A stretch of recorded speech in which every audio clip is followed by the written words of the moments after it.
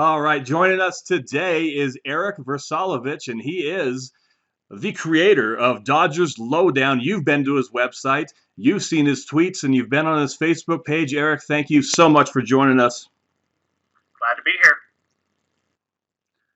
All right, so Eric, what do you think about the big trade yesterday the Dodgers and the Rays pulled off?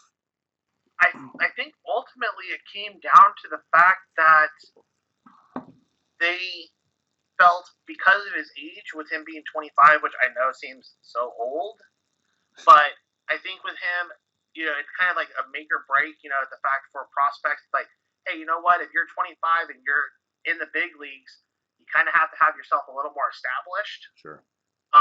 Then you look at with Bueller being a little younger, Alvarez only being 20, Brock Stewart being around that same age, and seeing more development from them.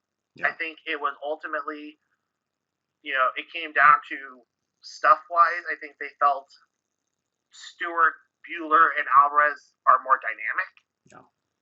And I think for De Leon, it was, unfortunately, it was the numbers game. I mean, you look at right now, we're entering spring training, and I don't care what anybody says about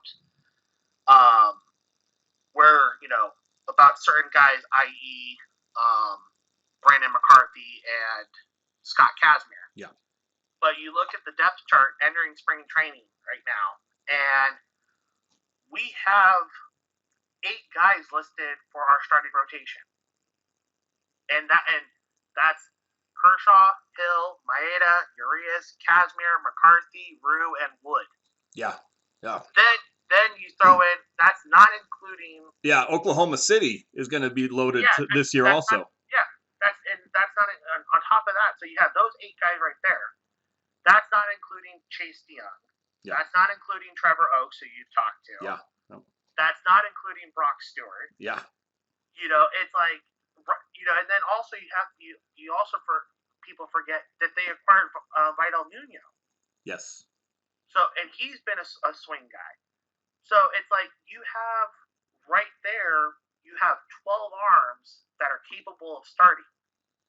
Then if you look at where Bueller, Alvarez, and those 2 are in their development, they can easily, they're probably going to start the year at Rancho. Yeah. And we saw Oaks and Stewart both start the year at Rancho and both shoot up through the system. Yeah. So it's like, okay, yeah, we're giving up one arm, but we're giving up one arm when we have a multitude of starting pitching available. Definitely. There's a flip side too for the Minnesota Twins organization. You have to be able to say that you got somebody for your fans, or else you're going to alienate your fans. If you get somebody from Single A, it doesn't look as good for those fans. So it's a PR thing for them also. I wanted to go back to something that you touched upon, and I want to talk about Jose De Leon later, but second base in the Dodgers organization with this front office regime, why has that been such a void? And we go back. We traded, D. Gordon. We traded Howie Kendrick. That was recent. Traded Jose Peraza.